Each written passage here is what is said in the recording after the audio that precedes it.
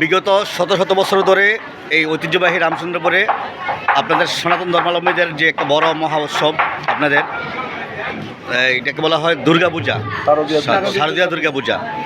এই পূজা উপলক্ষে আমরা দেখছি যে প্রতিবারের মতোই আইনশৃঙ্খলা বাহিনী এবং আমাদের এলাকার লোকাল সমাজ এবং রাজনৈতিকবিদ সহ সাধারণ জনগণ আপনাদের পাশে দাঁড়ায় এবং আপনাদের এই অনুষ্ঠানকে সুন্দর করার জন্য সবাই আপনাদের পাশে থাকে।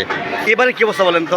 এটারও এরকম অবস্থা দিন দিনই গত বছরের থেকে এবার আরও খুব ভালোর দিকে যাচ্ছে এবং আমরা যে প্রশাসনের যে সহযোগিতা পাচ্ছি, আমাদের অত্র এলাকার জনসাধারণের যে সহযোগিতা পাচ্ছি, আমরা সবসময় আমরা ওইটা নিয়েই থাকি, কিন্তু আমাদের কোনো সমস্যার সৃষ্টি হয় না এবং এলাকাবাসী আমাদেরকে অনেক কোনো ভয়, কোনো আতঙ্ক নাই তো?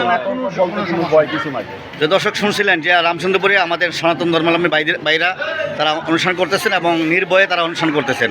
আর এই ক্ষেত্রে যার সবচেয়ে বড় ভূমিকা গত বছর ছিলেন এবং এবছর ছিলেন আমাদের এই বাঙ্গরা বাজার থানার এএসআই আলামিন সাহেব। এই আলামিন সাহেব এই রামচন্দ্রপুরের, আপনি তো রামচন্দ্রপুরের জনগণের খুব কাছের মানুষ হয়ে গেলেন। কি হিন্দু কি মুসলমান সবাই আপনাকে খুব পছন্দ করে, কারণ আপনি কাজকে বেশি ভালোবাসেন। আপনার কাছে যেই বিষয় নিয়ে যাওয়া হয় আপনি সবার আগে কাজকে মূল্যায়ন করেন, যার কারণে আপনাকে সবাই ভালোবাসে। এই বর্তমান পরিস্থিতি নিয়ে আপনার বক্তব্য জানতে চাইছি যে পূজা উপলক্ষে আইন শৃঙ্খলা বিষয় নিয়ে।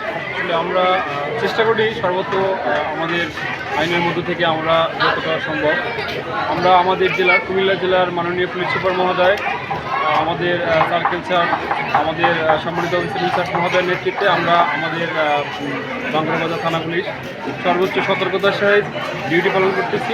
তার প্রেক্ষিতে আমি রামচন্দ্রপুর ইউনিয়নের দায়িত্বে নিয়োজিত আছি। আমি আমার সর্বোচ্চটা দিয়ে আমি চেষ্টা করতেছি যাতে আমাদের ভাই যারা সনাতন ধর্মাবলম্বী আছে তাদের পুজোটা সুন্দরভাবে সম্পন্ন হয় এবং আমরা সেই সব অবধি থাকবো আমাদের সর্বোচ্চটা দিয়ে। সুপ্রিয় দর্শক, এটাই হচ্ছে আমাদের বাংলাদেশ, সমৃদ্ধির বাংলাদেশ, এবং এভাবে আমাদের এই বাংলাদেশ এগিয়ে যাবে। সবার জন্য শুভকামনা। আল্লাহ হাফেজ।